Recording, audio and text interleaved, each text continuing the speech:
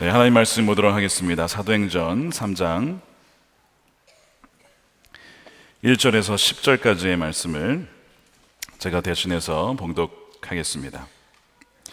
제9시 기도 시간에 베드로와 요한이 성전에 올라갈새 나면서 못 걷게 된 이를 사람들이 메고 오니 이는 성전에 들어가는 사람들에게 구걸하기 위하여 날마다 미문이라는 성전 문에 두는 자라.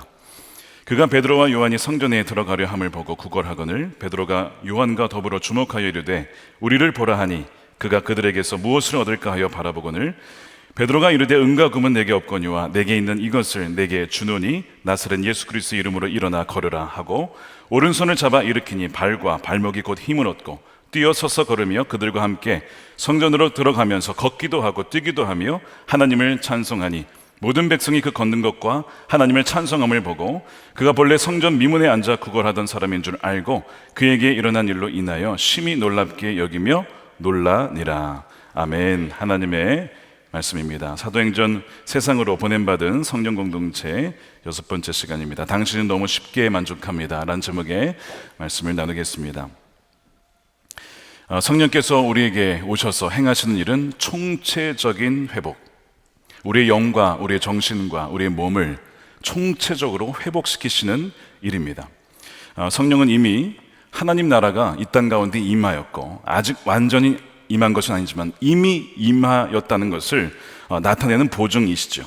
성령은 또한 부활하신 예수님께서 우리 안에 살아계시고 또 우리 안에 계심을 증언하시는 분이십니다. 끊임없이 예수님께로 우리를 시선을 향하게 하고 또 예수님의 그 권능의 능력이 우리 안에 나타날 수 있도록 역사하시는 분이시죠. 또한 성령은 살아계셔서 바로 우리로 하여금 계속해서 우리의 삶을 인도하시고 우리를 이끌어 가시는 분이십니다. 오늘 3장에 보니까 성령으로 충만한 베드로와 요한이 나오는데요, 이들이 성전으로 가서 기도하러 가게 됩니다. 9시라고 해서 오후 3시 정도 되는데요, 올라가다라는 표현이 이제 이 미완료 시제라고 되어 있어서 이들이 바로 이 성전에 가서 기도하는 것이 영적인 습관이었고 영적인 루틴이었다는 것을 보게 됩니다. 성령 충만했다고 해서 더 이상 기도하지 않아도 된다는 것이 아니라는 겁니다. 말씀 보지 않아도 된다는 것이 아닙니다. 성령 충만하기 때문에 그 성령을 소멸하지 않기 위하여 주님께 나아가고, 성령 충만하기 때문에 더 주님을 사모하여 주님과의 그 교제, 그 기도의 자리에 더 나아갔다는 것을 보여주는 것이죠. 성령 충만하기에 그것을 유지하며 또한 그 놀라운 능력을 날마다 경험하며 누리며 또한 그것을 세상에 증거하기 위하여서 그들은 기도의 자리로 나아갔던 것입니다. 이들이 이 9시, 즉 오후 3시에 기도하러 갔다고 했는데 하나님께서는 특별한 시기에 자신을 드러내시고 역사하신다는 것입니다. 이 9시라는 시간이 어디에 또 나오냐면 나중에 보시면 아시겠지만 사도행전 10장에 보면 고넬료에게 천사가 나타나서 자신의 뜻을, 하나님의 뜻을 이제 드러냈을 때, 계시할 때에 바로 그 시간이 오후 3시였음을 알게 됩니다. 그러니까 특정한 시간에 기도하는 가운데 하나님은 하나님의 역사를 드러내시고 또한 섭리하신다는 것을 보여주는 것이죠. 다니엘이 하루에 3번 기도했습니다. 그리고 기도하던 중에 잡혔지만 그가 기도하다가 잡혔기 때문에 하나님은 또한 그를 보호해 주셨지요. 그리고 여러분, 오늘 이 자리에 기도하는 가운데 하나님의 놀라운 또한 역사가 일어나게 될 줄로 믿습니다. 하나님을 사모하는 이들, 하나님을 갈망하는 이들을 통해서 지금도 하나님은 살아 역사하시기 때문에 그렇습니다. 베드로와 요한이 성전에 갔을 때 만나게 된 사람이 있습니다. 나면서부터 못 걷게 된 이 지체 장애인이죠. 저희가 더 이상 안진뱅이라는 표현을 쓰면 안 됩니다. 이제 사회에서 그 표현을 쓰지 않습니다. 지체 장애인이라고 부릅니다. 더 이상 저희가 귀머거리라고 표현하지 않습니다. 절대 그러시면 안 됩니다. 청각 장애인이 되는 것이죠. 시각 장애인. 우리가 이 장애인 주의를 맞이하면서 먼저 바뀌어야 될 것이 우리 인식인데, 우리가 인식이 바뀌려면 먼저 언어가 바뀌어야 되고 단어가 바뀌어야 됩니다. 그래서 더 이상 저희는 안진뱅이라는 표현을 쓰지 않을 것입니다. 지체 장애인이 그 성전 미문이라는 곳에 앉아 있었어요. 이 미문이라고 하는 것은 아름다운 문이라는 뜻이죠. 그래서 학자들은 청동문으로서 이 문이 금이 박히고 은으로 도금된 문들보다 더 가치가 있는 아주 정교한 솜씨로 만들어진 문이었기 때문에 사람들은 그 문을 미문이라고 불렀고 많은 사람들이 그 문으로 드나들었습니다. 아마 가장 큰 문 중에 하나였던 것으로 여겨집니다. 많은 사람들이 경건한 이들이 그 성전 문을 통하여서 다녔기 때문에 아마 그 자리가 누군가에게 구걸하기에는 가장 좋은 위치였던 것이죠. 이 사람은 날 때부터 못 걸었다고 했습니다. 여러분 상상하실 수 있겠습니까? 걷지 못하는 삶. 상체는 쓸 수 있지만 하체를 쓰지 못해서 걷지 못하는 삶. 늘 휠체어에 앉아 있어야 되는 삶. 그 당시에는 휠체어도 없었기 때문에 누군가가 그 사람을 들어서 어딘가로 데려가야만 이동할 수 있었던 그의 삶을 한번 상상해 보십시오. 불편한 정도가 아니라 삶에 대해 엄청나게 절망했을지도 모릅니다. 저도 잠시지만 걷지 못한다는 것이 무엇인지를 경험해 본 적이 있습니다. 2012년 1월에 제가 미국에 있다가 잠시 한국에 들어온 적이 있었어요. 그때 미국에서 허리가 불편해서 보니까 이 디스크가 생긴 거예요. 그래서 이제 불편해가지고 약을 먹고 이제 치료를 하기 위해서 이제 한국에 들어왔습니다. 어느 날 주일날 아침에 딱 일어났는데 여러분 일어날 수도 없고 걸을 수도 없는 거예요. 그 순간 제가 무슨 생각이 들었냐면 내가 앞으로 못 걷게 되는 건가 이런 생각이 드는 겁니다. 뇌와 의지는 걸어야 돼 이렇게 명령을 하지만 몸이 꼼짝하지 않는 거 여러분 경험해 보셨습니까? 이건 정말 너무나 절망적인 거예요. 명령을 하지만 움직이지 않는 겁니다. 제가 이제 이러다가 평생 못 걷는 거 아닌가라고 생각을 하니까요. 앞이 캄캄해지고 굉장히 우울해지면서 굉장히 마음이 힘들어지는 겁니다. 물론 하나님께서 고쳐주실 거야 라는 믿음이 있었지만 이게 1시간, 2시간, 3시간 지나도 회복이 안 되니까 그 마음에 어떤 두려움이 이렇게 막 찾아오는 겁니다. 제가 그날 잠을 잤던 곳은 처가댁이었습니다. 아침이 됐어요. 아침에 이제 식사를 같이 하자고 다 나오라고 하는데 제가 못 나가잖아요. 제가 못 나간다고 했더니 다들 처음에는 농담으로 여겼습니다. 그냥 다른 일이 있나 보다. 근데 계속 불러도 못 나가니까 저는 지금 못 움직이겠다고 말을 해도 처음엔 못 믿다가 정말 제가 못 걸으니까 다들 심각해 여기시는 겁니다. 게다가 오전 예배를 이제 드리려고 하는데 제가 못 움직이니까 어떻게 해야 되죠? 오늘 이제 말씀 그대로 저를 이제 들어다가 교회에 와가지고 이렇게 하지 않고 저를 버려두고 가니라 이렇게 그냥 저를 미련 없이 버려두고 가시더라고요. 그냥 집에 아무도 없었어요. 그래가지고 그때 그 상처라 이루 말할 수 없습니다. 제가 왜 저를 버리셨나이까 어쩌여 나를 버리셨나이까 혼자 그 집에 있는데 간절하게 기도를 하게 됐습니다. 제가 마침 그날 주일 오후에 어느 교회에서 말씀을 전하기로 되어 있었기 때문에 제가 하나님께 약간 협박성의 기도를 했습니다. 하나님, 저를 고쳐주셔야 합니다. 제가 오늘 말씀을 전해야 되는데 그때까지 일으켜 주셔야 합니다. 근데 만일 일으켜 주시지 않으면 저 말씀 못 전하면 하나님 손해입니다. 이런 식으로 제가 약간 담대하게 그렇게 기도를 했어요. 그래서 고쳐주시면 가고 안 고쳐주시면 저 그냥 있을 겁니다. 이제 이런 식으로 기도를 했어요. 1시간, 2시간, 3시간, 4시간, 5시간 흐릅니다. 6시간이 됐을 때 비로소 누군가가 부축해주면 이제 약간의 걸을 수 있을 정도가 됐어요. 그래서 정말 부축을 받아서 그 교회에 갔습니다. 말씀 전해야 될 곳에 가서 오후 2시에 예배였는데 부축을 받아서 강단에 올라왔습니다. 부축을 받아서 그 강단 별로 안 돼요. 이 거리보다 훨씬 짧은 거리에 올라오는데도 땀이 막 삐질삐질 나는 거예요. 너무 힘든 거예요.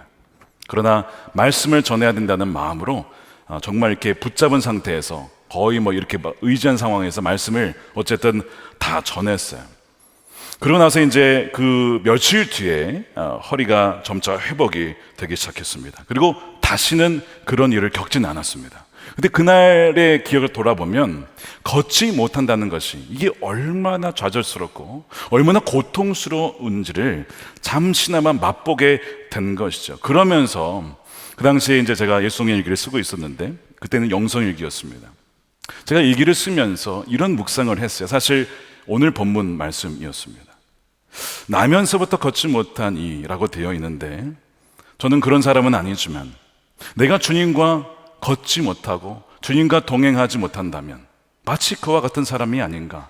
지금 미국에서의 삶과 이 모든 매일의 일상이 내가 주님과 걷지 못한 채, 동행하지 못한 채 살아가는 것은 아닌가라는 묵상을 하면서, 주님 다시 미국으로 돌아가면 더욱더 주님과 친밀히 동행하기를 원합니다. 그런 묵상을 했던 기억이 납니다. 사실 걷지 못하는 것도 엄청난 재앙이고 힘든 일이지만, 어찌 보면 그러나 몸은 멀쩡한데 주님과 동행하지 못한다면 그것이야말로 더 심각한 재앙이 아니겠습니까? 오늘 본문의 주인공은요, 무려 40년간 걷지 못한 사람이었습니다. 지금도 장애인들이 살아가기 참 쉽지 않은 세상이 많이 좋아지긴 했지만, 그러나 그 당시, 여러분 1세기 유대 당시에 이 장애라고 하는 것은 많은 차별을 가져왔습니다. 예배 안에 들어가지는 못했습니다. 사회에서 배제가 되었습니다. 그래서 어떤 이들은 자신의 장애를 숨기기도 했고, 스스로 낙담하여 우울증에 빠지기도 했고, 그리하여 스스로 안타깝게 목숨을 끊기도 하는 그런 일들이 참 많이 있었죠. 대부분의 장애인들은 가족에게 의존해야만 했습니다. 하지만 가족의 지원이 없는 사람이나 그러한 지원이 있는 사람조차도 구걸을 해야만 살아갈 수 있었던 것이 그 당시의 장애인들의 삶이었습니다. 과연 이 나면서 걷지 못한 이 사람은 누구일까? 말 그대로 신체적으로 걷지 못하는 사람만을 의미할까? 여러분, 그렇지 않습니다. 바로 이 사람은 영적으로 마비가 되어서 하나님과 함께 동행하지 못하고 걷지 못하는 그 사람을 의미하죠. 왜 영적으로 마비가 되었냐면 죄악 중에 출생했기 때문이라고 성경은 말합니다. 보아도 볼 수 없고 들어도 알아들을 수 없으며, 하나님께서 가라, 함께 가자 말씀에 순종하지 못하는, 하나님과 동행하지 못하는 사람들, 바로 그들이 바로 오늘 본문에 나오는 그 사람이라고 하는 거예요. 성경은 모든 인간이 죄로 인해서 마비가 되었다라고 말씀합니다. 죄로 인해서 하나님께 순종할 수 없고 마음은 언니로되 그렇게 하지 아니하는 인간의 이 무기력함이 바로 죄 때문이라고 말씀하고 있는 것이죠. 우리가 성경을 읽어서 알겠지만 로마서를 한번 읽어보시면, 내 마음의 육신은 하나님의 뜻을 원하는 마음이 있지만 실제로 내가 가고 선택하는 것은 정반대라고 하는 것. 여러분, 이것이야말로 영적인 마비가 아니고 무엇이겠습니까? 로마서 7장 18절 말씀해 보시면, 내속 곧 내 육신에 선한 것이 거하지 아니하는 줄을 아노니 원함은 내게 있으나 선을 행하는 것은 없노라. 원하는데 왜 못하냐 이거예요. 걸어라 하는데 못 걷다라는 거냐. 왜 그러냐는 거죠. 마비가 된 것입니다. 내가 원하는 바 선은 행하지 아니하고 오히려 원하지 아니하는 바 악을 행하는, 자기 인생을 자기 마음대로 컨트롤할 수 없는 이 상태, 이게 바로 죄된 상태라고 하는 거예요.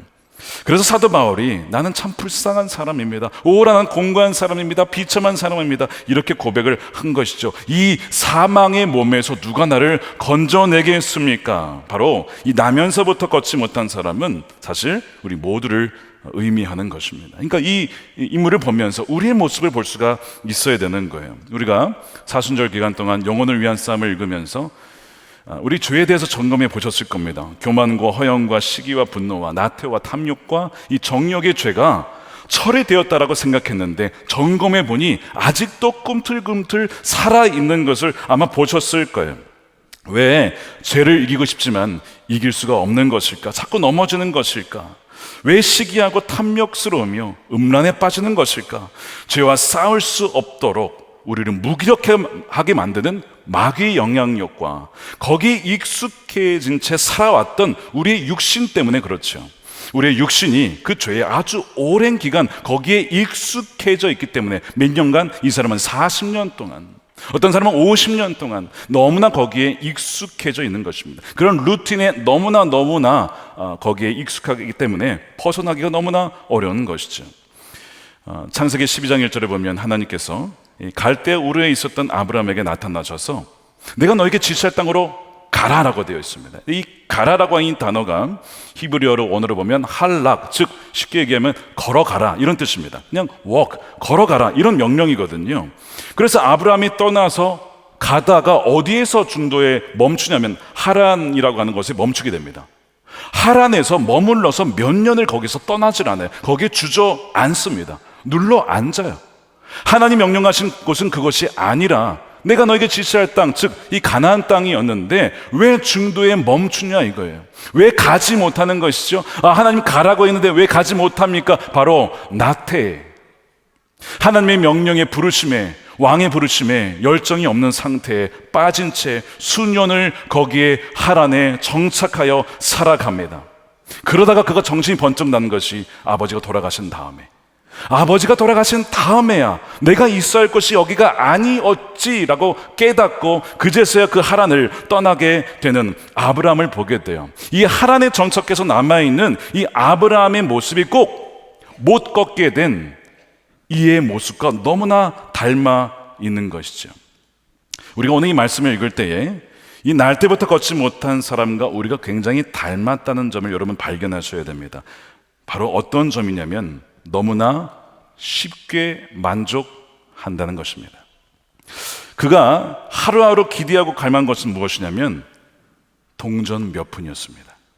사람들에게 구걸하면서 나에게 사람들이 동전 얼마 주겠지, 오늘은 얼마 줄까, 몇천 원 줄까, 몇만 원 줄까, 그 돈 얼마를 원했을 뿐입니다. 물론 그 돈은 도움이 되죠. 음식을 살 수도 있고 어떤 옷을 살 수도 있고 그의 생계에 어느 정도 도움이 되었을 것입니다. 그렇기 때문에 필요한 이들에게 우리가 음식을 주고 우리 가진 것을 나눠주는 것은 그들이 살아갈 수 있도록 돕는 일에 참 필요한 것들이에요. 우리가 오늘 헌금한 이유도 그것이고, 우리가 매일 우리 교회에서 오시는 어려운 분들을 위해서 식사를 제공하는 이유도 그것이고, 주말에 가면 선한 사마리아인 교회에서 더 많은 분들에게 식사를 제공하는 이유도 바로 그것입니다. 누군가의 도움 없이는 살아갈 수 없는 분들이 너무나 많기 때문에 그런 것이죠. 이 성전 미문에 있던 이도 마찬가지입니다. 누군가가 도와주지 않으면 살아갈 수 없었어요. 누군가가 거기에 데려다 놓지 않으면 움직일 수도 없었습니다. 그나마 이 남자가 스스로 생을 마감하지 않고 이 40세가 되기까지 살아있다는 것 자체만으로도 사실은 우리는 박수를 쳐줘야 됩니다. 정말 대단한 정신력과 끈기 있는 결단에 정말 우리는 그 사람의 인생에 정말 우리가 환대를 하며 박수를 쳐줘야 된다는 거예요. 저를 비롯해서 대부분의 사람들은요, 만일 이런 지체 장애가 있었다면 과연 그렇게 살아갈 수 있었을까? 아마 장담하지 못하실 겁니다. 이 남자에게는요, 누군가에게 도움을 구하는 것이 늘 삶의 방식이었습니다. 그가 구걸하기 위해 택한 곳은 바로 성전, 즉 지금으로 말하면 교회였어요. 그는 주일에만 찾아간 것이 아니라 월요일에도, 화요일에도, 수요일에도, 목요일에도 매일같이 누군가에 의해서 성전으로 갑니다. 거기에 많은 사람들을 만나게 돼요. 그러나 그는 교회에 올 때와 돌아갈 때 모습이 늘 동일했습니다. 자, 이 부분을 주목하십시오. 그가 왔을 때와 돌아갈 때 그의 모습은 동일하게 걷지 못한 채 누군가의 손에 들려서 메어져서 돌아가야만 했습니다. 그에게는 아무런 변화나 회복이란 찾아볼 수가 없었다는 거예요. 그런데 많은 분들이 이와 비슷한 삶을 지금도 살아가고 있는지 모릅니다. 무슨 얘기냐면 도움을 구하러 교회에 옵니다. 그런데 어떤 이들은요, 그들이 올 때나 돌아갈 때나 동일한 모습으로 돌아간다는 겁니다. 올 때나 돌아갈 때나 동일한 모습으로 돌아간다면 이 성전 미문에서 평생을 살았던 이 사람과 별 다를 바가 없을지도 모른다는 거예요. 매일 동일한 모습과 상태로 왔다가 집에 돌아간다면 무엇인가 문제가 있는 것이죠. 병원에 갔는데 갈 때나 돌아올 때나 내가 병세가 똑같다, 문제가 있는 거 아닙니까? 그 병원에 문제가 있든 환자의 문제가 있든 무엇인가 문제가 있는 것이죠. 당시의 성전은 이 걷지 못한 사람에게 아무런 도움을 주지 못했습니다. 바로 아무런 생명력이 없었던 이 성전은 바로 성령의 권능이 사라진 형식화된 교회의 모습을 풍자하고 있는 것이죠. 당시에 성전세를 걷었기 때문에 성전에 돈은 많았을 겁니다. 그러나 그렇게 평생토록 구걸하는 이들을 그 사람을 대해서는 아무런 능력도 행할 수 없었던 것이 그 당시의 성전이요, 그 당시의 제사장들로 부탁해서 이 바리새인에 이르기까지, 모태부터 신앙을 가졌던 사람들은 참 많았지만 어느 누구도 하나님의 권능을 행할 수는 없었던 거예요. 그런데 베드로가 이 지체장애인을 잡아서 일으킵니다. 은과 금은 내게 없지만 내게 있는 것으로 너에게 주노니 일어나 걸어라 라고 하면서 그를 일으킵니다. 그분의 능력이 있었다는 거예요. 돈은 없었지만 그분의 능력이 있었다는 거예요. 제가 묻겠습니다. 여러분에게 바로 그분의 능력이 있으십니까? 예수 그리스도가 있으십니까? 내가 은과 금은 없지만 내게 있는 것이 예수 그리스도라고 이렇게 당당하게 말씀하실 수가 있겠습니까? 그렇게 고백한 여러분들 되시길 축복합니다. 오늘날 과연 교회에 그런 권능이 있는가? 중세 신학자였던 토마스 아퀴나스가 한 번은 교황 인노켄티우스 2세를 방문한 적이 있었습니다. 그때 방문했는데 그 당시 교황이 엄청난 액수의 돈을 세고 있었대요. 그러면서 교황이 이 토마스 아퀴나스에게 이런 얘기를 하더랍니다. 여보게 토마스, 교회는 이제 은과 금은 내게 없거니와 라고 더 이상 말할 필요가 없게 되었네. 돈이 많다는 겁니다. 그랬더니 토마스가 이런 얘기를 합니다. 맞습니다, 교황님. 하지만 교회 역시 더 이상 일어나 걸어라 라고도 말할 수 없게 되었습니다. 돈은 가졌지만 더 이상 예수 그리스도의 권능이 나타나지 않는 교회가 되어버린 그 당시의 중세 교회를 풍자한 메시지 아닙니까? 살아있는 성전인 그리스도인들로 상징되는 교회가 돈을 의지할 때는 더 이상 일어나 걸어라 라고 말할 수 없게 된다는 것이죠. 우리가 세상에서 그리스도인으로 살아갈 때에 믿는 자나 믿지 않는 자나 동일한 재정적인 어려움을 겪습니다. 그렇죠. 물론 하나님께서 복을 주셔서 재정의 복을 주실 수도 있겠지만 믿는다고 해서 재정적인 어려움을 겪지 않는 것은 아닙니다. 거기에서는 큰 차이가 없을 수 있어요. 그러나 차이가 무엇이 있을까? 돈이 없어도 은과 금은 내게 없어도 내게는 예수 그리스도의 권능이 있다라고 그렇게 고백할 수 있느냐? 정말 예수님으로 충분하다라고 고백하며 나갈 수 있느냐? 바로 거기에서 달라진다는 것이죠. 이 토마스 아퀴나스의 이야기는 오늘날 많은 그리스도인들에게 주는 메시지죠. 우리가 깊이 새겨들어야 될 이야기입니다. 저는 담임자로서 목회를 하면서 저라고 두려움이 없겠습니까? 제가 두려운 것이 몇 가지가 있어요. 뭘까요? 사람 아닙니다. 제가 두려운 것은 사람을, 돈을, 건물을, 그 어떤 것을 주님보다 더 의지하게 되어서 능력을 정말 잃어버리는 것입니다. 예수 그리스도의 그 능력을 잃어버리는 것, 그분의 임재를 잃어버리는 것, 이것이 가장 두려운 일입니다. 그것이 망하는 길이죠. 그래서 교회는 재정이 들어오면 선교를 위해서, 교육을 위해서 끊임없이 흘려보내야 되고 생명을 살리는데 계속 보내야 된다는 거예요. 그래서 우리가 교회를, 어려운 교회들을 돕고 목회자들을 돕고 개척할 때에도 수억 원을 해서 새로운 교회를 돕는 이유가 바로 그것입니다. 우리가 교회에 돈을 의지하게 되면요, 더 이상 예수 그리스도의 이름으로 일어나 걸어라 말할 수가 없게 되는 그런 비참한 처지에 전락할 수가 있기 때문에 그렇습니다. 우리 교회가 지난 수십 년간 하나님께서 교회를 살려주신 것은요, 돈을 모았기 때문이 아니었습니다. 은과 금은 없었죠. 마이너스였잖아요. 빚이 있었으니까. 은과 금은 없었지만 오직 예수 그리스도만을 의지하며 더욱 퍼주고 흘려보냈기 때문에 하나님이 살려주신 거 아닙니까? 그래서 그 생명으로, 예수님의 생명으로 산 거 아닙니까? 우리가 선화목자교회 성도요, 리더십이라면 절대 이 전통과 이 놀라운 이 메시지를, 정신을 잊어서는 안 된다는 것이죠. 비록 당시 성전과 성전의 사람들에게는요, 생명을 살릴 권능이 없었지만 전부가 그런 것은 아니었습니다. 바로 이 사도들, 베드로와 요한을 비롯한 사도들이 그들 가운데 있었기 때문에 그래요. 교회는 죄인들이 모인 곳이지만, 완벽한 곳이 아니지만, 그러나 끼어있는 이들을 통하여서 교회는 계속해서 살아 역사하게 됩니다. 그래서 교회가 우리가 어떻다고 하기 이전에 내가 하나님과의 관계가 올바른가, 나 자신이 주님과의 관계 속에서 친밀하며 성령으로 충분한가, 늘 그것을 위해서 기도해야 된다는 것이죠. 오늘 본문에 보면 비록 성전이 종교화되었고 무기력하긴 했지만 초점이 성전에 있지 않습니다.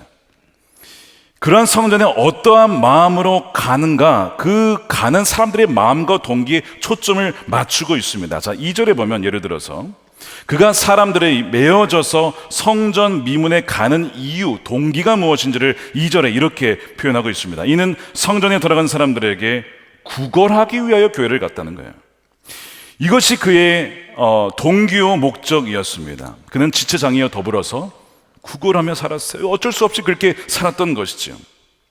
성전으로 갔습니다. 보통 성전에 가면 무엇을 여러분 기대하십니까? 하나님을 만나기 위해서, 하나님께 기도하기 위해서, 또 하나님을 찬양하기 위해서, 또 하나님 주실 은혜를 기대함으로 나아오죠. 오늘 여러분 이 밤에 왜 오셨습니까? 하나님 만나기 위해 오신 줄로 믿습니다. 그분의 은혜를 충만히 누리기 위해서 오신 줄로 믿습니다. 하나님의 행하신 일들을, 또한 그분의 어떠하심을 찬양을 통해서 주님께 영광 돌리기 위해 오신 줄로 믿습니다. 보통 우리는 교회에 그런 마음으로, 그런 동기로 오죠. 그것이 마땅한 일입니다. 그런데 이 구걸하는 자와 같은 분들이 혹시 있을지도 몰라요. 뭐냐면 이 사람은요, 성전에 하나님을 만나러 온 것이 아니었어요. 그것이 아니라 성전에 사람들이 나를 위해 무엇을 해줄까, 그걸 기대하며 왔어요. 성전의 교회에 우리 이제 예배당이라고 하죠. 예배당에 올 때는 하나님 행하신 이들을 우리가 찬양하면서 동시에 그분의 은혜를 누리며 그분의 사랑을 충만히 누리기 위하여 옵니다. 하나님을 바라보며 나오는 거예요. 근데 이 사람은 하나님이 아니라 사람들이 나에게 뭘 해줄까, 사람들이 나에게 어떤 푼돈을 좀 줄 수 있을까, 아니 좀 더 많은 돈을 줄 수 있지는 않을까, 사람들을 기대하는 마음으로 왔다는 거예요. 그런 점에서 어쩌면 우리 중에도 사람들을 기대하는 마음으로 교회에 오신 분이 계시다면 크게 다르지 않을지도 모릅니다. 지금 그의 기대는요, 너무나 낮은 거예요. 하나님을 기대하기보다 그저 사람들이 그 사람에게 해줄 수 있는 정도의 수준에 만족하며 지금 살아가고 있습니다. 그렇게 수십 년을 살아오고 있는 거예요. 그런데 오늘날에도 지금도 이와 같이 하나님이 정말 그 사람의 인생을 바꾸고 회복시키고 그렇게 할 것을 기대하지 못한 채에 그저 목회자가, 어떤 누군가가 나에게 이것을 해줄지도 몰라라는 낮은 수준의 기대감으로 교회에 오신 분이 계실지도 모르겠습니다. 사실 교회에 올 때에 사람들을 만날 수 있고 중요한 일입니다. 우리가 공동체를 중요시 여기기 때문에 그 안에서 함께 형제자매가 교제하며 코이노니아를 이루며 우리가 가진 것을 나누며 너무나 중요한 요소입니다. 그러나 이 모든 것 중요하지만, 그러나 하나님이 빠진다면, 그분을 향한 갈망에 빠진다면, 그것이 없다거나 혹은 너무 낮다면 바로 그 사람이 구걸하는 사람입니다. 바로 그 사람이 바로 못 걷는 사람과 다를 바가 없습니다. 이것이 우리의 문제일 수 있다는 거예요.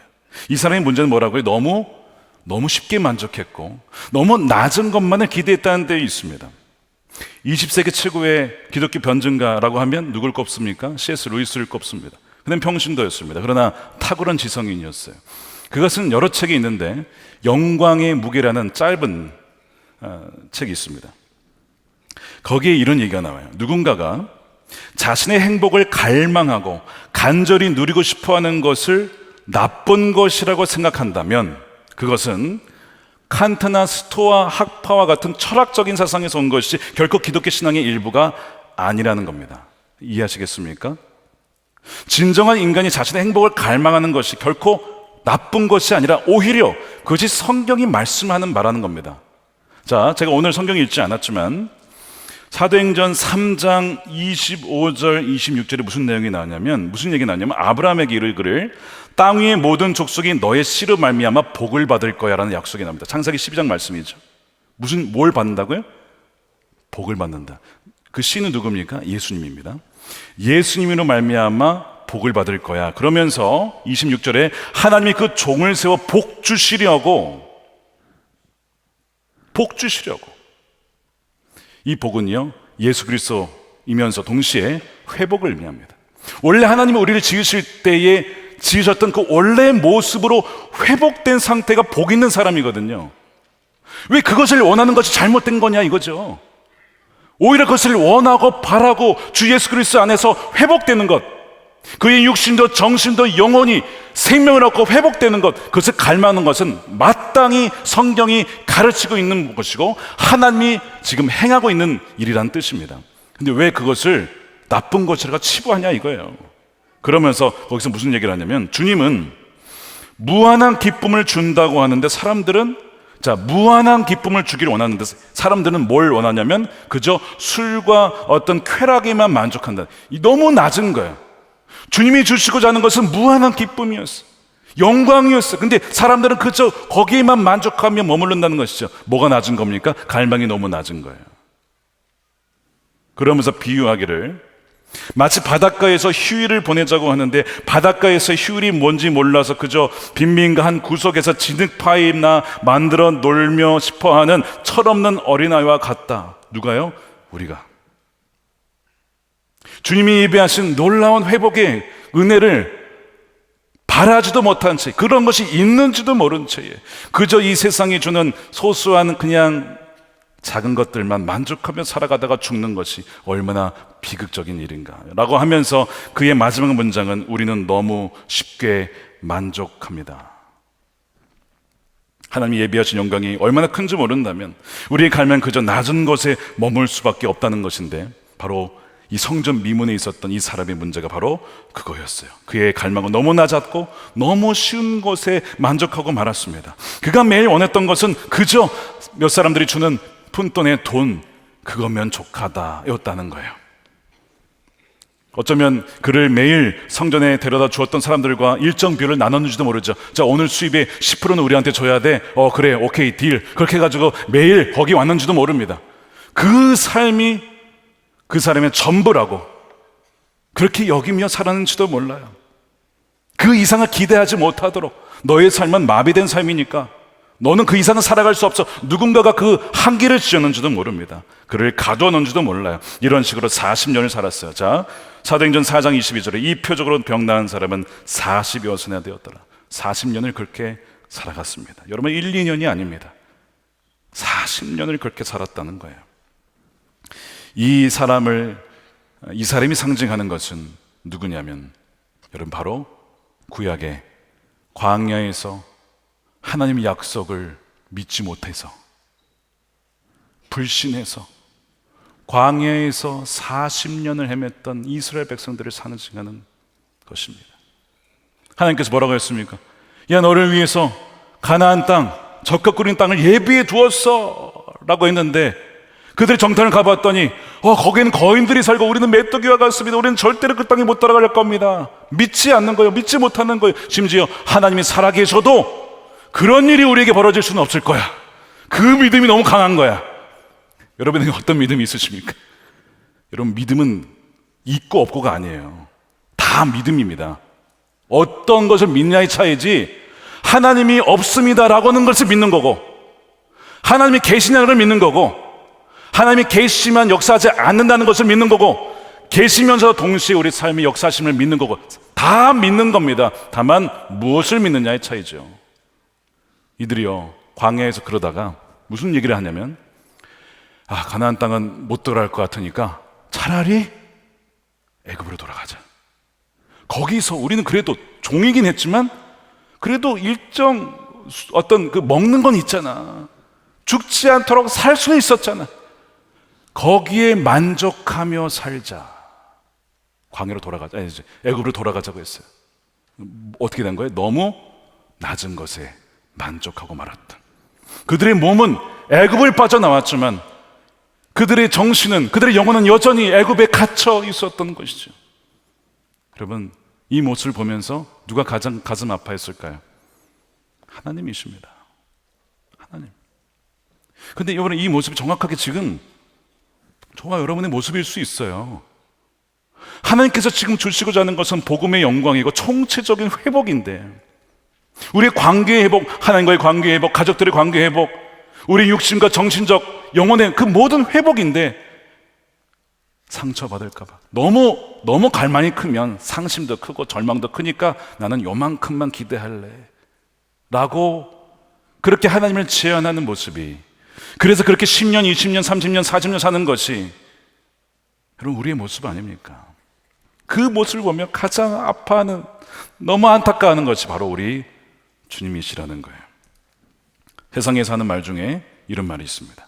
행복하려면 기대치를 낮춰라. 굉장히 지혜로운 말입니다. 여러분 경험해 보셨죠? 너무 기대가 높다가 말씀드린 것처럼 안 되면 너무 힘드니까 현실적으로 기대치를 가지라는 거예요. 그것이 행복하게 사는 길이라는 겁니다. 몇 년 전에 유행하던 지금도 쓰는 표현인데, 여러분 소확행 아시죠? 소소하지만 확실한 행복. 그래서 MZ세대에게 이 소확행이 뭐냐라고 물어봤더니 이런 거가 있답니다.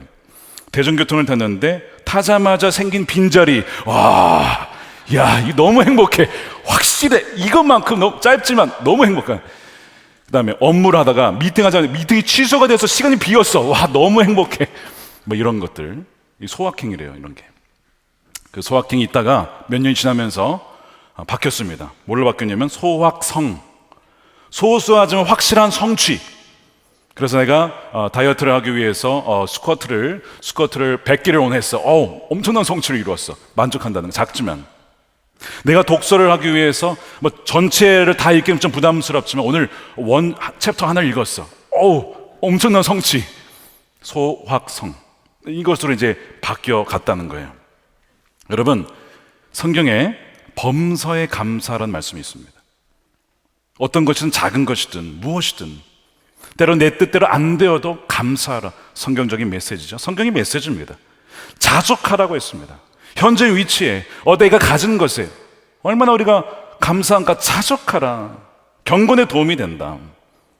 그러니까 이 남자의 경우에도 지난 40년간 누군가의 도움을 통해서 어쨌든 지금까지 살아온 것이 얼마나 감사한 것입니까?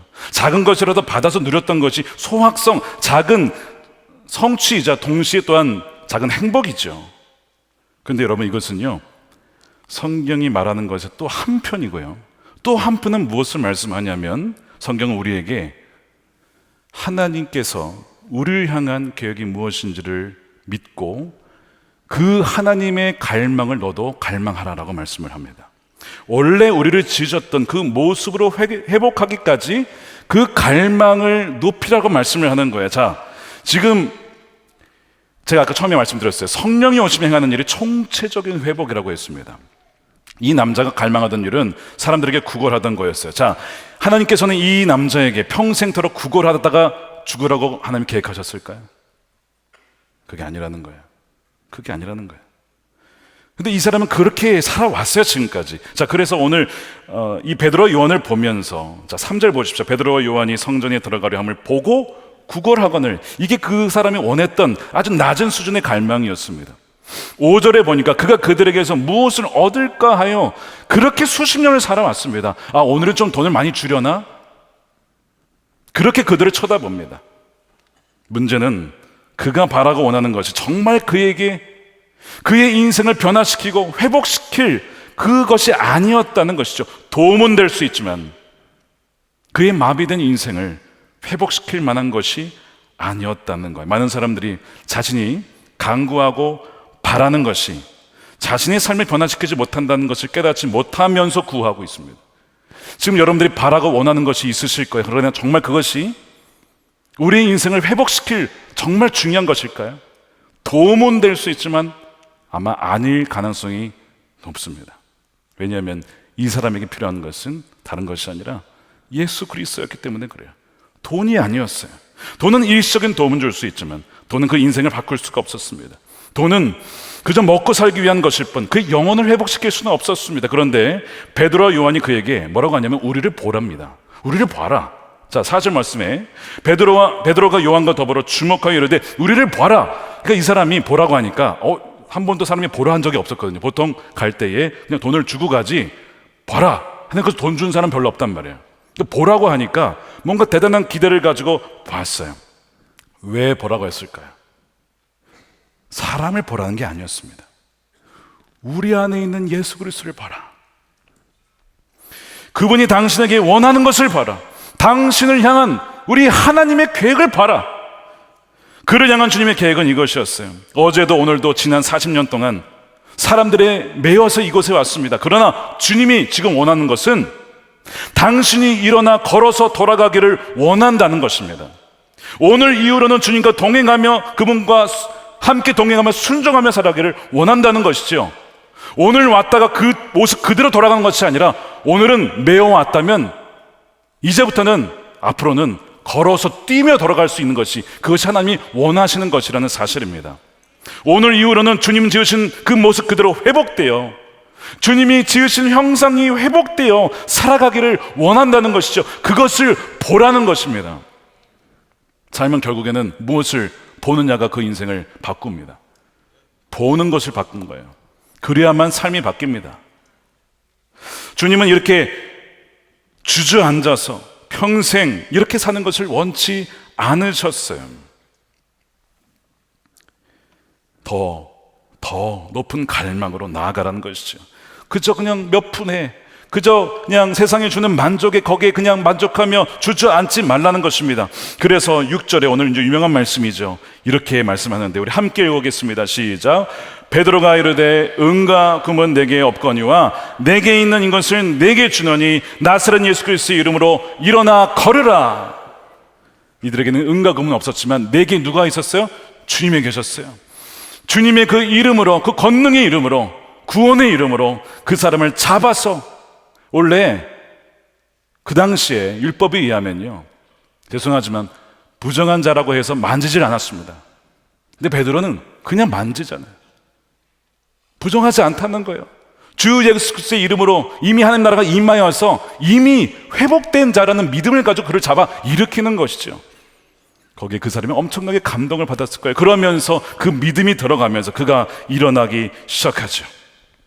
그가 지난 40년간 이렇게 살아온 이유는 잘못된 것을 구하고 있었기 때문에, 잘못된 것을 구하고 있었기 때문에. 여러분들은 지금 무엇을 원하고 갈망하고 바라고 계십니까?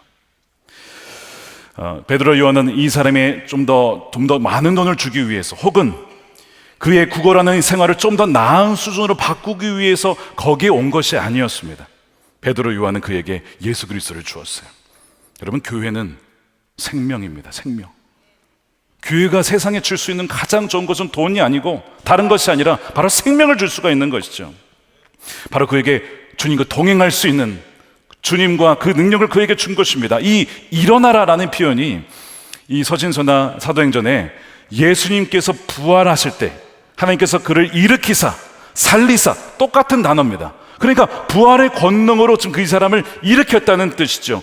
사도행전 2장 27, 24절에 하나님께서 그를 사망의 고통에서 풀어 살리셨으니, 이 단어가 일어나라, 동일한 단어를 쓰고 있어요. 이는 그가 사망에 매여 있을 수 없었습니다. 더 이상 지금까지의 삶에 거기에 매여서 갇혀서 사는 것을 주님이 원치 않으셨기 때문에, 거기에 매여 살아서는 안 되기 때문에 주님은 일으키신다는 거예요. 지금도 저와 여러분들을 믿으십니까? 일으키신다는 것이죠. 그가 일어나서 걷게 됩니다. 아까 뭐라 그랬죠? 걷는 것은 바로 하나님과의 동행이라고 했죠. 한 번도 하나님과 동행해 본 적이 없던 사람이 이제는 하나님과 동행하게 되고 힘을 얻고 점프까지 합니다. 도약을 이뤘다는 거예요. 점프, 도약을 이루었어요.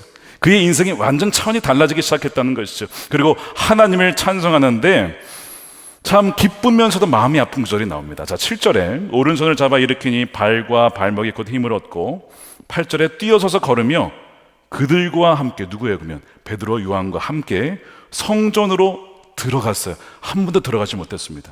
못 들어오게 했거든요. 장애인들은 들어가지 못했어요.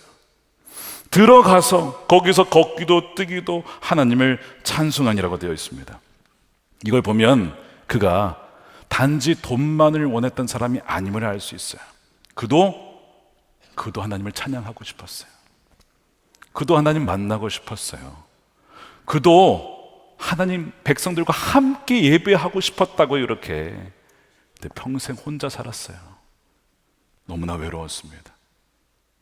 너무나 고통스러웠어요. 근데 사람들이 그냥 구걸하니까 저 사람 원래 저걸 원하는가 보다. 아니에요. 그 내면의 깊은 곳에서는 나도 하나님 함께 찬양하고 싶어요.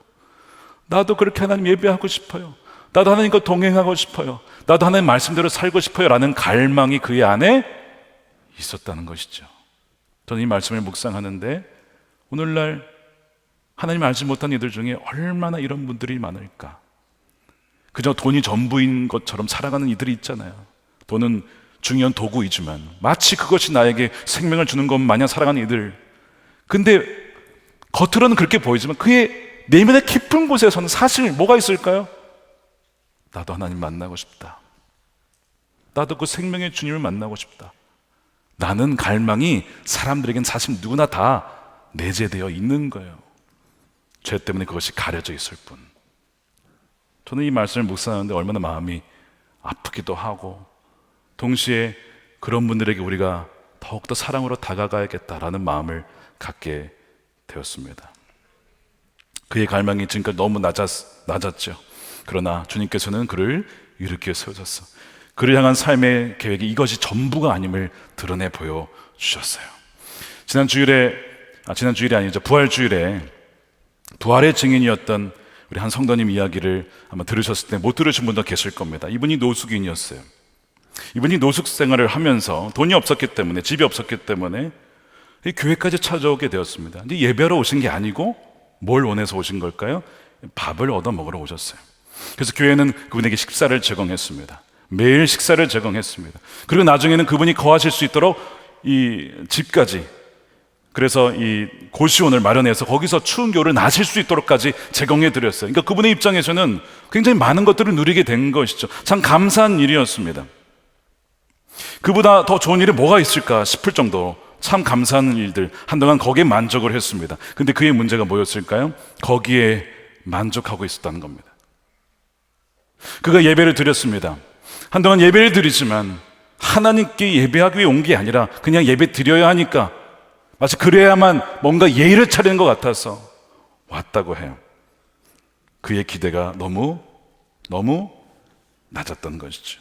뭔가 여기서 더 좋은 것이 있을까, 그런 기대를 갖지는 못했던 겁니다. 왜요? 살 것이 생겼고 먹을 것이 주어졌으니 뭐 더 바랄 게 있느냐라는 생각이었던 것이죠. 그러나 하나님께서 그가 그런 낮은 수준에 머물러 있지 않도록 하나님 그를 인도해 주셨어요. 어느 날 그가 양육을 받는데 복음을 듣게 됩니다. 그리고 그가 자신이 죄인인 것을 알게 됐어요. 근데 이 죄인을 위해서 예수님이 대십자가에서 죽으셨음을, 그 복음을 깨닫게 되면서 그가 세례를 받게 됩니다. 주의 자녀가 된 거예요. 영원한 생명을 누리게 된 것입니다. 노숙자로 주저앉아 있을 수 있던 그가 이제는 서게 되어서 일어나 주님과 동행하는 자로 바뀌게 된 거예요. 사망의 고통에서 그를 하나님이 풀어주신 것이죠. 낮은 갈망에 만족하며 머물러 있어서는 안 되기 때문에 그가 간증하면서 마지막에 이렇게 얘기하셨어요. 여태껏 인생을 살아가면서 이 정도로 좋을 때가 있었나 싶을 정도로 행복합니다. 이 모든 것이 저와 함께 하시는 주님 때문입니다. 그 고백을 하셨어요. 지금도 주님은 주저앉아 있는 이들을 일으켜 세우신다고요. 평생을 걷지 못하던, 또 구걸하던 자에게 일어나는 역사, 걷게 되는 역사, 뛰어나는 역사가 일어났습니다. 이것은 기적인데, 여러분, 성경에서 기적은 단지 기적이 아닙니다. 표적이라고 했어요. 표적은 무엇인가를 가르쳐 주는 거예요. 이정표가 되는 것입니다. 걷지 못한 자가 걷는 것은 어떤 것이냐면 하나님의 나라가 지금 회복되고 있다는 것을 보여주는 상징교, 이정표죠. 자, 이사야 35장 6절에 그때에 하나님 나라가 회복이 되면 그때에 저는 자는 사슴같이 뛸 것이다. 그러니까 이 사람이 지금 걷지 못하다가 일어나게 되었고 뛰게 되었다는 것은 하나님의 나라가 지금 이미 시작되었다는 것을 보여주는 이정표예요. 그걸 봐라.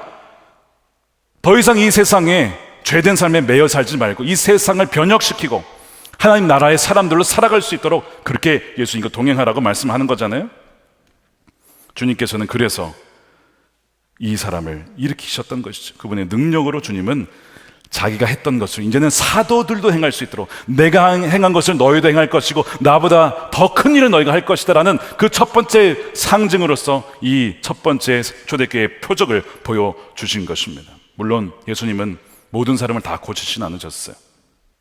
주님은 사랑하시기 때문에 병을 고쳐주시지만 또한 때로는 이해할 수 없지만 사랑하시기 때문에 고쳐주시지 않을 때도 있는 것 같습니다. 사랑하시기 때문에 암 초기에 발견하게 하십니다. 그래서 고치게 하세요. 그러나 때로는 사랑하시기에 늦게 발견하게 하실 때도 있는 것 같아요. 다 이해할 수는 없어요. 그러나 지난주에 우리 선교사님 고백대로 한센 황자들을 만났더니 다 하나같이 내가 이 병이 아니었더라면 주님을 만나지 못했을 겁니다. 사랑하기 때문에 주시는 병이 있구나.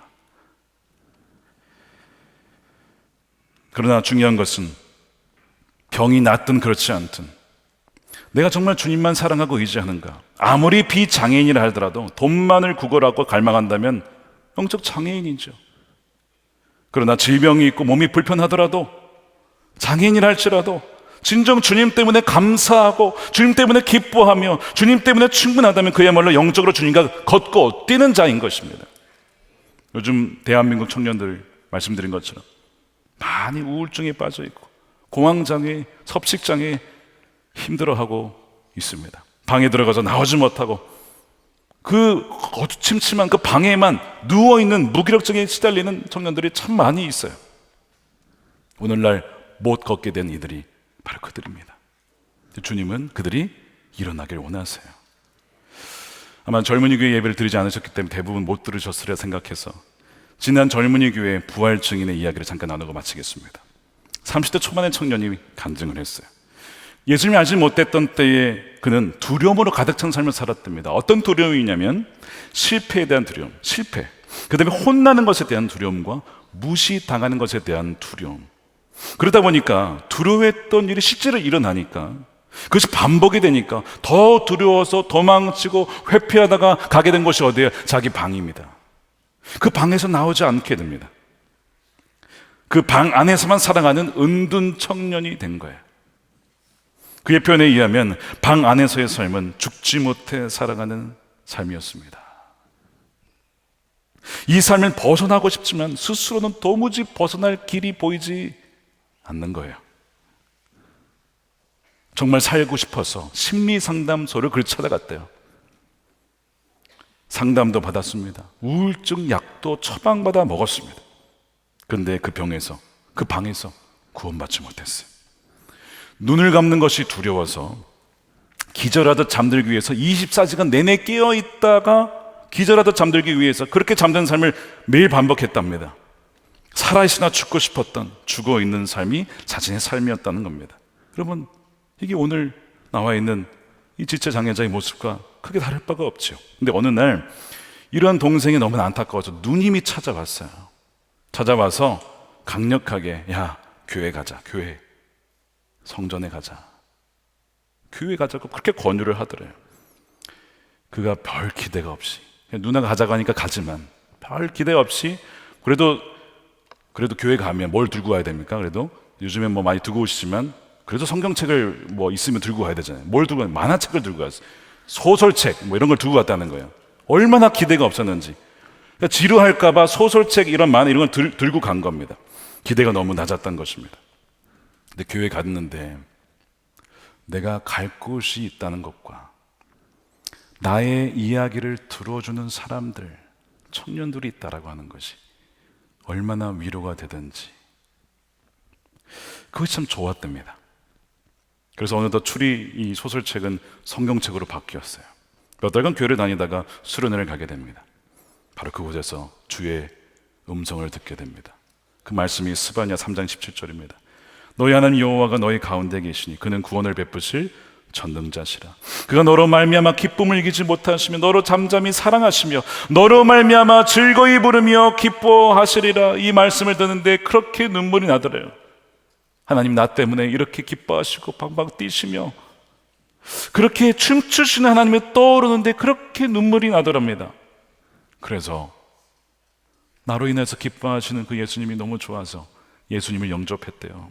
그리고 이렇게 고백합니다. 그렇게 예수님을 영접하니 죽어 있었던 저의 온돈의 삶은 살아있는 삶으로 바뀌게 되었습니다. 그렇게 예수님은 제 안에 가득했던 두려움이라는 어둠을 빛으로 몰아내셨습니다. 주님은 제 안에 있던 나 자신을 가치 없게 여기던 생각을 버리게 하셨습니다. 이 청년이 그렇게 주님과 동행한 지 이제 7년이 됩니다. 7년. 주님께서 그에게 너에겐 참 달란트가 많다. 아무도 나에게 가치 있다고 인정해준 사람이 없는데 주님은 나에게 달란트가 많다 그래서 이제는 농인들을 위한 예배를 섬기는 일에 자기가 헌신하게 되었다는 거예요. 7년 전으로 돌아가 보면 방 안에 갇혀 있었던 그에게 꿈만 같은 삶을 지금, 아니 꿈에서조차 바랄 수 없었던 삶을 지금 살아가고 있다라고 고백을 합니다. 그가 올해 젊은이 교회의 증인입니다. 부활의 증인이에요. 부활의 증인.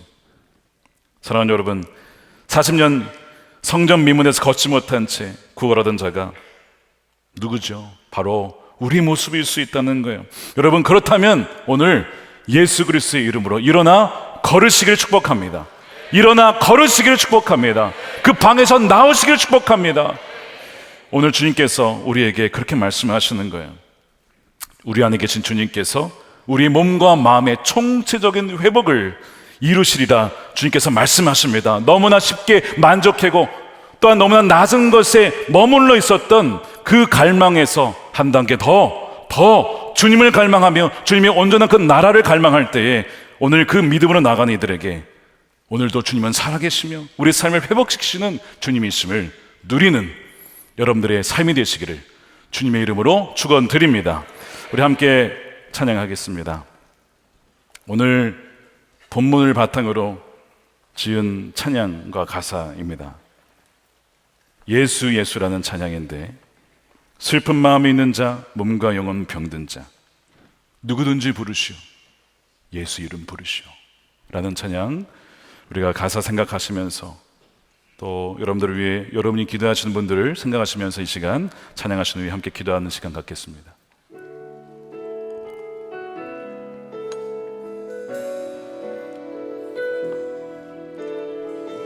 슬픈 마음 있는 자, 슬픈 마음 있는 자, 몸과 영혼 병든 자 누구든지 부르시오, 예수 이름 부르시오, 예수 이름 부르시오. 그 이름을 믿는 자, 그 이름을 믿는 자, 그 이름을 부르는 어떤 사람이든 그는 그가 어떤 사람이든 구원 얻으리, 구원 얻으리. 슬픈 마음 있는 자, 슬픈 마음 있는 자, 몸과 마음 누구든지 부르십시오, 누구든지 부르시오, 예수 이름 부르시오, 그 이름을 믿는 자, 그 이름을 부르는 자, 그가 어떤 사람이 그는 구원 얻으리, 구원 얻으리. 예수 예수 예수 예수 예수 오 능력의 그 이름 예수 나 외쳐 부르네. 예수 예수의 그 오 구원의 그 이름 예수 나 외쳐 부르네. 예수 그리스도. 은과 금 내게 없으나, 은과 금 내게 나 없으나, 가진 건 너에게 주니, 나 가진 건 너에게 능력의 이름 예수라, 능력의 이름 예수라. 그 이름을 붙드십시오, 그 이름을 붙드시오. 그 이름을 믿는 자, 그 이름을 그 이름을 외치는 자, 그 이름을 외치는 자, 그가 어떤 사람이든 주의 영광 보리라, 주의 영광 우리가 소리로 보리라. 찬양합니다. 예수 예수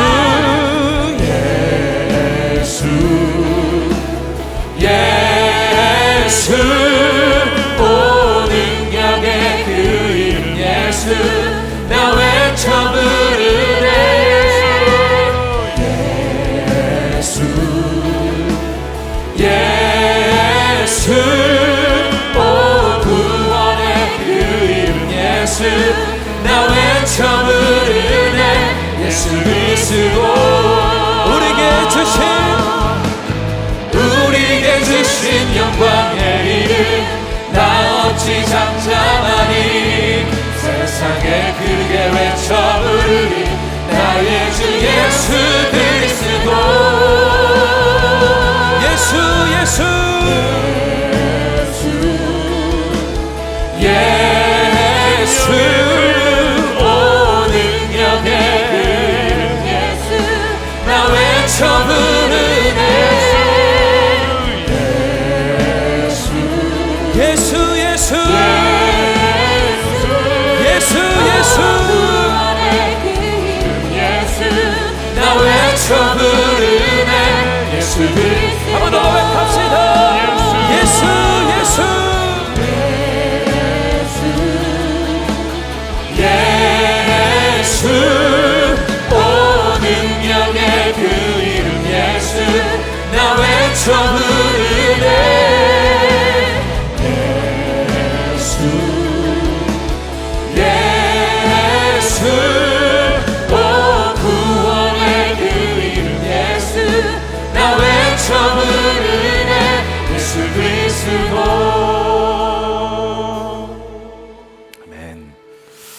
기도하겠습니다.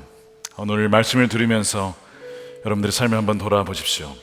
우린 너무나 쉽게 만족하던 자 아닙니까? 쉽게 사라져 버릴 것들, 금세 사라져 버릴 것들, 그저 거기에 만족하며 진정한 기쁨이요 행복인 주님을 놓친 채, 주님을 알지 못한 채에 이것저것 구걸하며 사람들에게 좀 도와주기를, 이것 해주기를, 저것 해주기를, 그렇게 구걸하며 살아갔던 자가 사실 우리의 모습 아닙니까? 인기를 갈망하며 인정을 갈망하며 그렇게 살아갔던 것이 사실은 우리의 모습입니다. 사실은 40년간, 아니 그 이상을 그렇게 걷지 못한 채 주님께서 나와 함께 가자, 사랑하는 자여 나와 함께 일어나 가자라고 말씀하셨지만, 하나님 저는 다른 게 더 좋아요, 그렇게 무기력하게 살아갔던 것이 우리의 모습 아닙니까? 이 시간 함께 기도하기를 원합니다. 주님, 우리는 본질이 아닌 것에 너무 쉽게 만족하였던 자였습니다. 이제는 우리의 갈망이 더 본질적이고 영원한 하나님 나라가 되게 하여 주시고, 오직 예수 그리스도가 능력이요 전부가 되는 삶이 되게 하여 주시옵소서. 왔다가 그냥 가는 인생 되지 않게 하시고, 왔다가 돌아갈 때에는 일어서서 걸으며 뛰며 하나님을 찬양하며 주님과 동행하는 자로 살아가게 하여 주시옵소서. 주여 한번 외치고 기도하겠습니다. 주여, 주님 예수 그리스도님을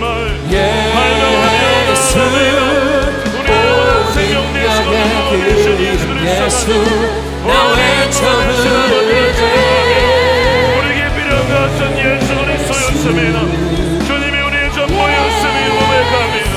모든 것을 쫓으며 너무나 낮은 것을 갈망하며 아버지 만족하였던, 쉽게 만족하며 살아갔던 것이 우리의 아버지의 인생이었음을 고백합니다. 우리의 불쌍히 여겨주시고 이 시간 사랑하는 성도들의 가운데 오늘 갈망과 하나님을 향한 그날의 갈망으로 세워주시옵소서. 더 이상 걷지 못한 채에 무기력하게 갇혀지는 자 되지 않게 하시고, 하나님만을 갈망하며 나아가는 백성들, 하나님의 자녀들 나 외쳐 부르네 예수 그리스도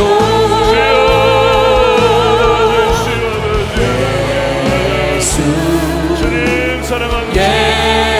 예수 오늘 우리를 건져주시는 나 외쳐 부르네 감사합니다. 주님 할렐루야. 주여 하나님만을 찬양하니 예수 하나님의 구원의 능력이 이미 우리 가운데 역사하고 있음에 감사하며 찬양합니다. 주님, 계속해서 기도하겠습니다. 우리 주위를 좀 돌아보기를 원합니다. 지금도 홀로 방치되어 삶의 자리에서 일어서지 못하는 청년들, 우리 이웃들 너무나 많습니다. 우울증에 빠져서 약을 먹고 오랫동안 먹어도 나아지지 않아서 자신의 행복을 위하여서 생을 마감하려고 하는 그런 친구들도 있습니다.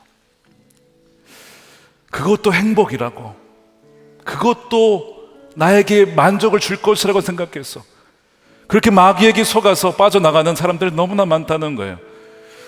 이 시간 그 주위에 있는 우리 분들을, 이웃들을 돌아보면서 주님, 우리가 그들에게 다가가게 하소서. 베드로가 그의 손을 잡아서 일으켰습니다. 그냥 말한 게 아닙니다.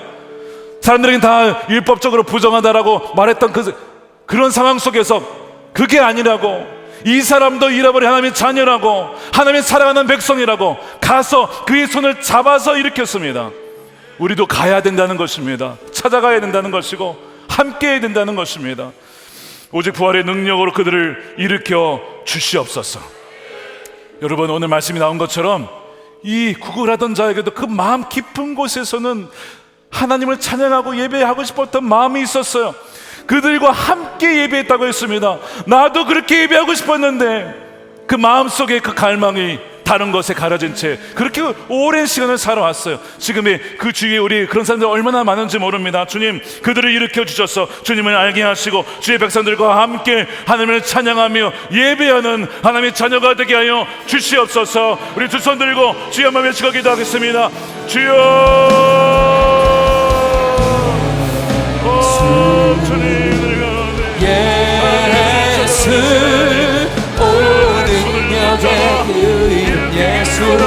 나 외쳐 부르네 널 믿으며 아버지 이렇게 나는 우리 많은 형제 예수 구원의 그 이름 예수 나 외쳐 부르네 예수 그리스도 어떤 것을 예비하며 살아왔던 많은 사람들 주여 우리가 공황정리와 예수 온 능력의 그 이름 예수 나 외쳐 부르네 우리가 그런 사랑의 통로가 되기를 원하며 예수 오 구원의 그 이름 예수 나 외쳐 부르네 예수 그리스도 교회는 생명입니다. 주여 우리가 쓸 수 있는 것은 바로 생명인 것입니다. 주님 우리가 하나님을 예배하며 찬양하며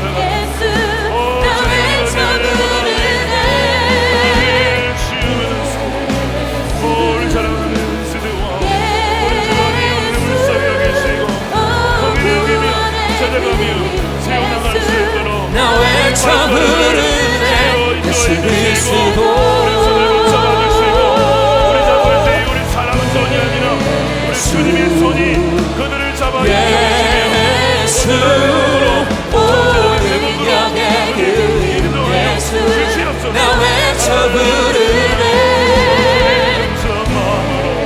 나가기를 원합니다. 예수 그 그리스도의 원동의 이름으로 살아가게 하소서. 오 나 외쳐 부르네 회복의 주님을 찬양합니다. 네, 오늘도 우리 강단 위에서 기도하실 분들은 오셔서 기도하기를 초청합니다. 오늘도 우리 안수기도 받으실 분들은 나오셔서 기도 받으실 때 또 온전한 회복과 또 하나님 구원의 능력이 나타날 줄로 믿습니다. 우리 한 번 더 기도하겠습니다. 우리 한국교회를 위해서 기도했으면 좋겠습니다. 토마스 아퀴나스의 그 교황의 대화를 기억하십시오. 은과 금이 더 이상 없다고 말할 수 없네. 맞습니다. 그러나 더 이상 일어나 걸으라는 말도 할 수 없습니다. 이것이 오늘 한국교회의 모습 아닙니까? 주님보다 돈과 사람과 건물을 의지하지 않았습니까? 이것이 가장 두려운 일입니다. 가장 무서운 일입니다. 교회만이 아니라 우리 그리스도인들이 세상에서 살아가면서 일을 하고 돈을 벌고 할 때에 살아갈 때 우리가 정말 의지하는 것은 무엇입니까? 정말 우리가 주님만을 의지하며 주님만을 위해 그 나라를 위해 살아가고 있습니까? 아니면 돈을 위해 돈을 의지하며 살아가고 있습니까? 더 이상 일어나 걸으라고 말할 수 없는 것이 교회만이 아니라 우리 그리스도인들의 모습인지도 모릅니다. 이 시간 우리와 또한 이 교회와 한국교회를 위해서 기도하기를 원합니다. 주님, 한국교회가 또한 그리스도인들이 은과 금을 의지하지 않게 하시고 오직 우리와 함께 하시는 예수 그리스도만을 의지하며 사랑하며 그분만을 자랑하며 하나님의 살아계심의 이 세상에 증거 되게 하여 주시옵소서. 진정 이 나라에도 이 시간에도 일어나 걸으라 놀라운 청초적인 구원과 회복이 나타나는 기사와 표적이 일어나는 살아있는 사도의 연적의 교회가 되게 하여 주시옵소서. 두 손 들고 주의 한번 외치고 기도하겠습니다. 주여 대신 주 주여 나의 참된 소망 예수 그리스도만이 우리의 능력이십니다. 응답은 내게 없지만 내게 있는 것처럼 너에게 일어나리라. 예수 그리스도의 이름으로 걸어라. 일어나 걸어라. 일어나 땅과 동행하라. 돈이 아니라 건물이 아니라 진정주의만을 의지하는 사대행전의 교회가 한국교회가 되게 회복하여 주시옵소서.